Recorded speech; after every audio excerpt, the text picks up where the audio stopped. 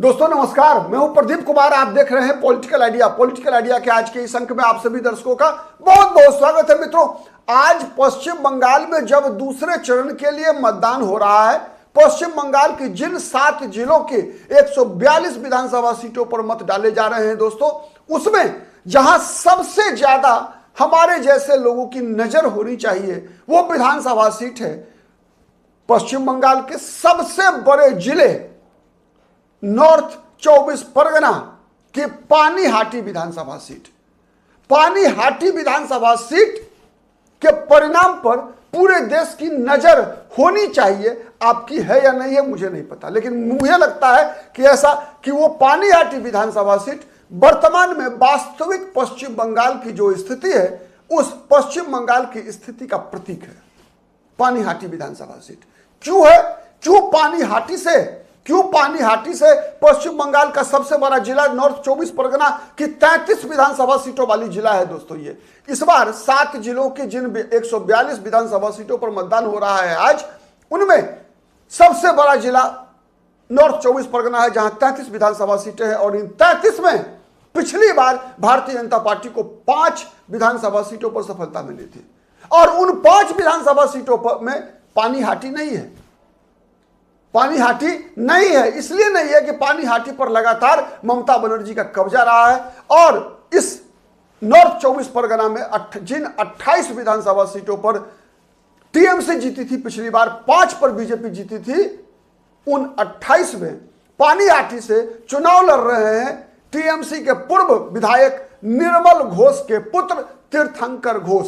और तीर्थंकर घोष को नहीं, टीएमसी के उम्मीदवार तीर्थंकर घोष को नहीं, पानीहाटी से ममता बनर्जी के साथ की सरकार को, ममता बनर्जी को, पूरे तृणमूल कांग्रेस को न केवल पानीहाटी विधानसभा सीट, न केवल उत्तर 24 परगना की 33 विधानसभा सीट, बल्कि पानीहाटी विधानसभा सीट पर ममता बनर्जी को चुनौती दे रही है एक मां की आंसू। वो मां जिसकी बेटी डॉक्टर थी, उसी आरजीकर मेडिकल कॉलेज में जहां उसके साथ दुष्कर्म हुआ और उसके बाद सबूत को नष्ट करने के लिए टीएमसी के लोगों ने उस अस्पताल में आगजनी किया, तोड़फोड़ किया, जिससे कि सबूत को मिटाया जा सके, इसलिए कि दोषी को ममता बनर्जी की सरकार बचा सके। अदालत के आदेश पर सीबीआई इंक्वायरी, फिर निचली अदालत के द्वारा उम्र कैद की सजा, लेकिन यह सजा पर्याप्त नहीं है पश्चिम बंगाल के लिए। यह मामला केवल एक रत्ना देवनाथ, जो भारतीय जनता पार्टी के उम्मीदवार के रूप में पानीहाटी विधानसभा सीट से चुनाव लड़ रही है, केवल एक रत्ना देवनाथ की आंखों की आंसू की लड़ाई नहीं है। यह लड़ाई पश्चिम बंगाल में उस सिस्टम के खिलाफ है जो सिस्टम लगातार केवल 15 वर्षों से नहीं, ममता बनर्जी के शासनकाल में ही नहीं, बल्कि इससे पहले 34 साल जो वामपंथियों ने शासन किया, तो कुल 49 वर्षों से जो खेला पश्चिम बंगाल में खेला जा रहा है, जिसे पिछली बार ममता बनर्जी ने खेला होवे का नारा दिया था, और इस बार भी कई लोगों ने इतनी बड़ी तादाद में सेंट्रल पारा मिलिट्री फोर्स को डिप्लॉय किया है चुनाव आयोग ने, उसके बाद भी आप ताकत देखिए, आप हौसला देखिए, आप हिम्मत देखिए टीएमसी के बड़े बड़े नेताओं की, कि जो सीधा गृह मंत्री को चुनौती देता है, जो सीधा चुनाव आयोग के द्वारा नियुक्त एडवाइजर्स को देख लेने की चुनौती देता है कि देख लूंगा,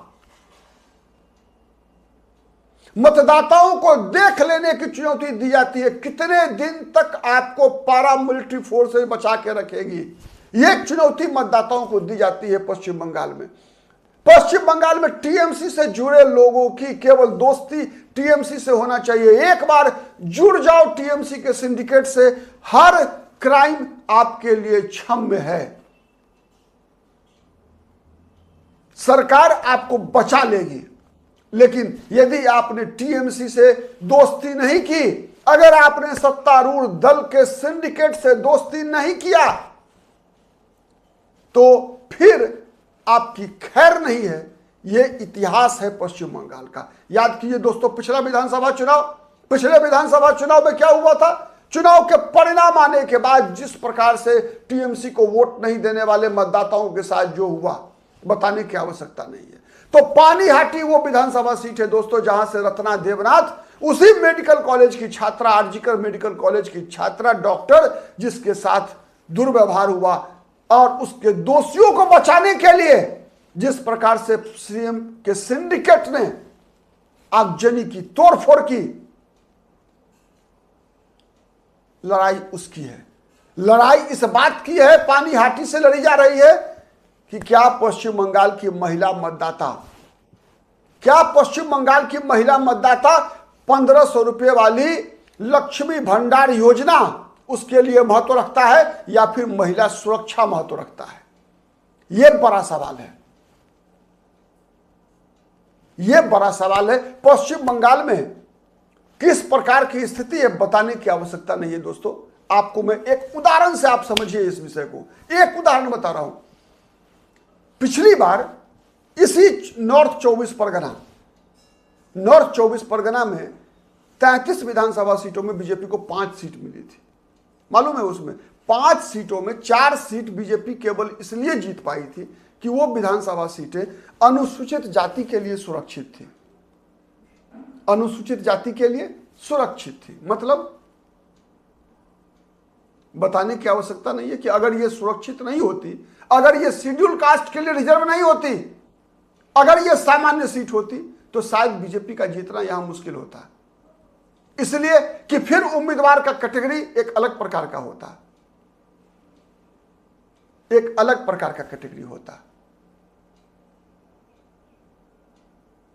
वो उम्मीदवार उस वर्ग से होता जिस वर्ग को कहा जाता है कि ममता बनर्जी की सत्ता में बनाए रखने में सबसे बड़ा योगदान है, चूंकि वो वोटर ममता बनर्जी के पक्ष में 90% वोट करता है।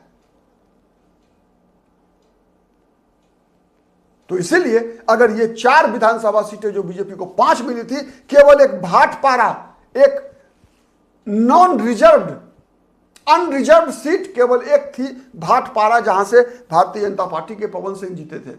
इसके अलावा 4 सीटें केवल शेड्यूल कास्ट के लिए जो रिजर्व था वही सीट बीजेपी जीत पाई थी।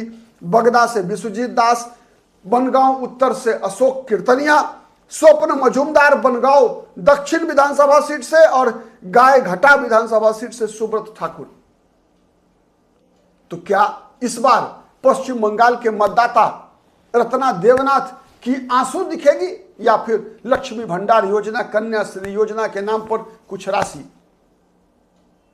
कमेंट करके बताइएगा दोस्तों। परिणाम 4 मई को आएगा, उससे पहले आप क्या सोचते हैं, आपका क्या आकलन है? हमारा वीडियो पसंद आता है तो प्लीज लाइक कीजिए, शेयर कीजिए, जिससे कि अधिक से अधिक लोगों तक हमारी बातें पहुंच सके। अब तक यदि पॉलिटिकल आइडिया को सब्सक्राइब नहीं किया है तो प्लीज सब्सक्राइब कीजिए। आज के लिए इतना ही, नमस्कार।